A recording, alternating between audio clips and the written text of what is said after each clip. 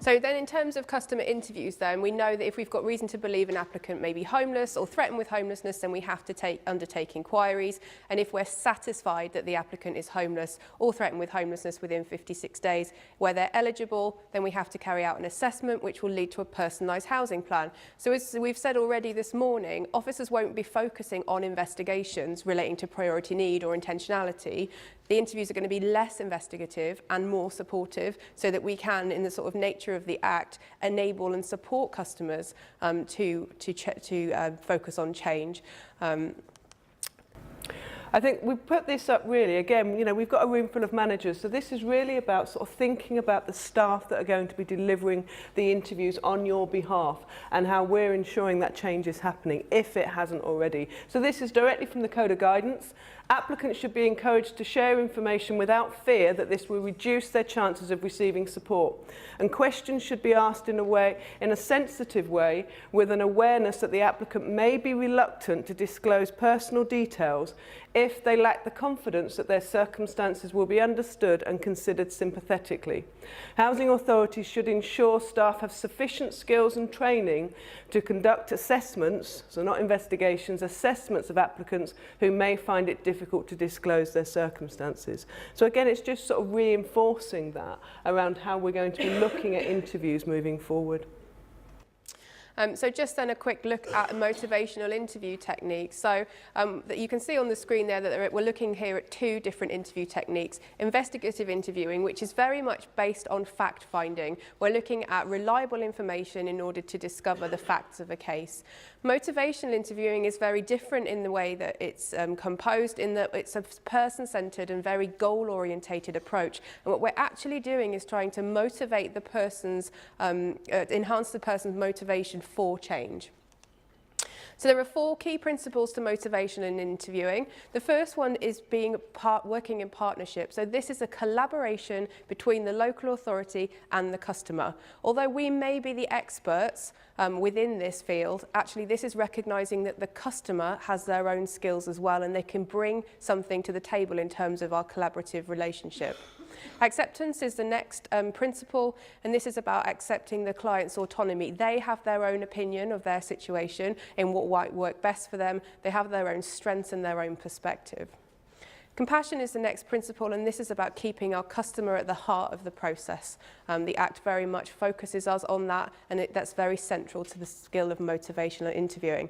And finally is evoking ideas from the customer. So while we may have an idea of what would be best for the customer to do, the actions that should be in their personalised housing plan, if you're motivationally interviewing, what you're looking to do is evoke those ideas from the customer. A customer is going to be much more willing to work with you with the reasonable steps in their personalised housing plan if the ideas come from them.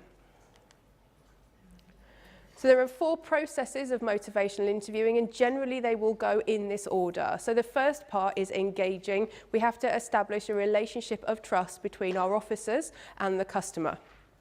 The next part is focusing, and this is about looking at how we get from where we are now to where we need to be. It's about taking the customer on the journey. It's about maintaining direction.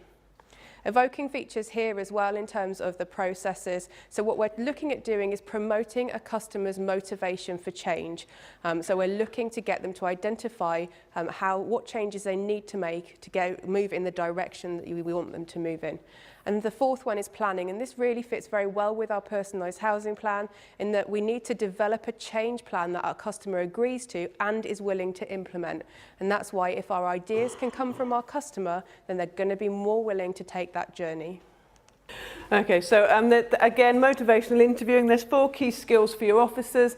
This is something that you will know as managers, but equally this is something that we need to reinforce with our staff on a regular basis, because what we want to do is ensure that we're not just investigating the homelessness application, we are looking at motivating the customer to take a key role in this process. So ensure they're asking open questions, affirmations, actually affirming what's already happened, what the customer has already achieved. So what we're trying to do is make sure that the customer feels that they're in a position to be able to take the control of some of these circumstances. So for example, you were successful in finding accommodation previously. So if there's something they've already done, let's try and build on that and look at how we can ensure that they move that forward in a positive way.